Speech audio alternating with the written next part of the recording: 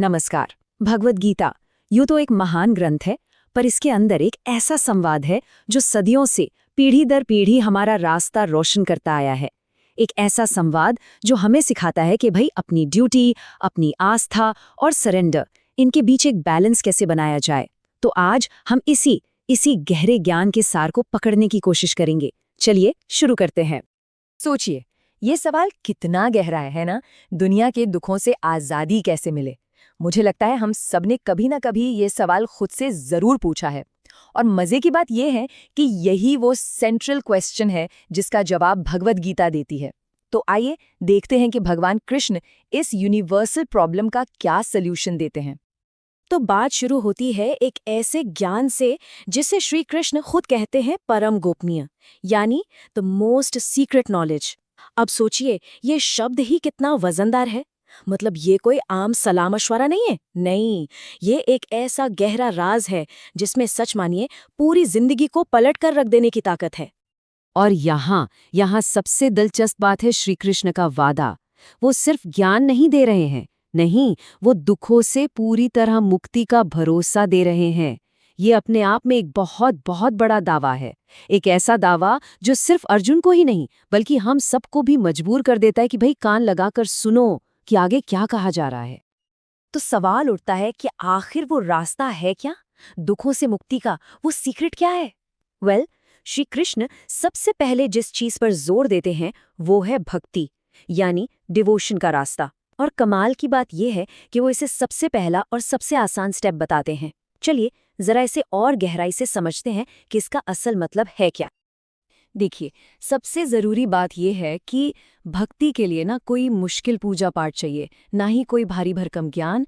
ये तो बस दिल का एक सीधा कनेक्शन है, एक फीलिंग है। और इसीलिए ये रास्ता हर किसी के लिए खुला है, चाहे वो कोई भी हो, कहीं से भी हो। और सच कहूं तो यही बात भक्ति को इतना इतना खूबसूरत बना देती है। यहाँ इस बात से कोई फर्क नहीं पड़ता कि आप क्या चढ़ा रहे हैं, उसकी कीमत क्या है, नहीं, सारा खेल तो प्रेम का है, आपकी भावना का है। जैसा श्री कृष्ण खुद कहते हैं, अगर सच्चे दिल से श्रद्धा से एक छोटी सी चीज भी दी जाए ना, तो वो अनमोल है। जरा देखिए तो, ये कितनी आम सी चीजें हैं। एक पत्ता, एक फूल, है ना? ये सब तो हमें अपने आसपास ही मिल जाता है। और इसके पीछे का जो गहरा मैसेज है वो ये है कि ईश्वर तक पहुंचने के लिए आपको अमीर होने की जरूरत नहीं है। आपको जरूरत है तो बस एक साफ और प्यार से भरे दिल की। अच्छा, तो भक्ति तो हो गई, लेकिन बात यहीं खत्म नहीं होती। श्री कृष्ण भक्ति के साथ साथ कर्म, यानी हमारे एक्शन पर भी उतना ही जोर देते हैं। पर रुकिए, यहाँ किसी भी तरह के काम की बात नहीं हो रही है।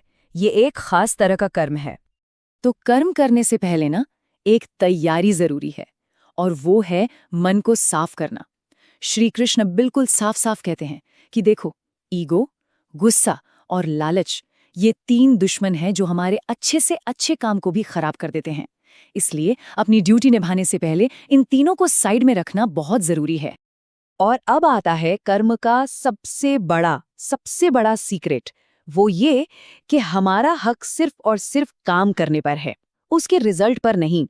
जैसे ही हम फल के बारे में सोचने लगते हैं, चिंता करने लगते हैं, हमारा मन भटक जाता है, फोकस चला जाता है।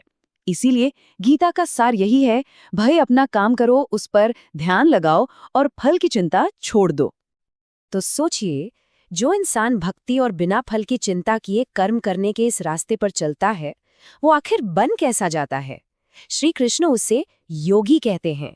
लेकिन एक असली योगी होता कैसा है? क्या है उसकी खासियतें?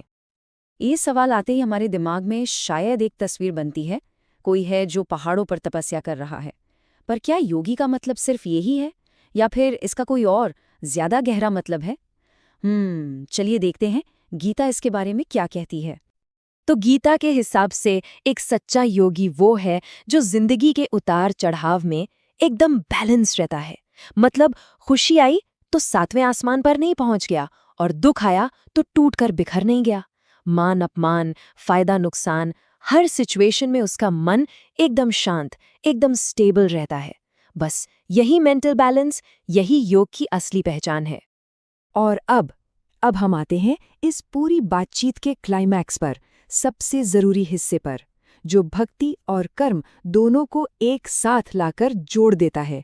और ये दिव्य संदेश है समर्पण, यानी सरेंडर। ये श्री कृष्ण का फाइनल एश्योरेंस है। वो कहते हैं कि जो कोई भी अपने ईगो को छोड़कर पूरे भरोसे के साथ मेरी शरण में आता है, तो फिर उसकी प्रोटेक्शन की, उसके उद्धार की जिम्मेदारी मेरी है। सोचिए, ये विश्वास का, भरोसे का सबसे ऊंचा लेवल है। लेकिन यहाँ एक बात समझना बहुत जरूरी है। समर्पण का मतलब हाथ पर हाथ धरकर बैठ जाना नहीं है, बिल्कुल नहीं। इसका मतलब है अपने सारे काम और उन कामों से मिलने वाले सारे रिजल्ट्स, सब कुछ ईश्वर को सौंप देना। ये एक ऐसी स्टेट है जहां मैं कर रहा हूं वाला जो ईगो है ना, वो खत्म हो जाता है। और जैसे ही वो खत्म होता है, इंसान हर तरह के अटैचमेंट और पाप से आजाद हो जाता है। तो अगर हम इसे समराइज करें तो भगवद गीता का पूरा दिव्य संदेश इन 3 पिलर्स पर खड़ा है: भक्ति, कर्म और समर्पण, डिवोशन, एक्शन और सरेंडर। और ये तीनों जब मिल जाते हैं तो हमें जिंदगी में सुकून और एक मकसद दोनों पाने का रास्ता दिखाते हैं। और आखिर में ये सवाल हम सबके लिए है। आज की इस फास्ट पेस दुनिया में, जहां हर कोई सिर्फ रिजल्ट्स के पीछे भाग रहा है, जहां सफलता ही सब कुछ है, क्या वहां भक्ति, बिना उम्मीद के काम करना और समर्पण, क्या ये सारे आइडियाज आज भी रेलेवेंट हैं? और अगर हैं, तो इन्हें हम अपनी रोजमर्रा की जिंदगी में कैसे उतार सकते हैं? इस पर सोचिएगा जरूर।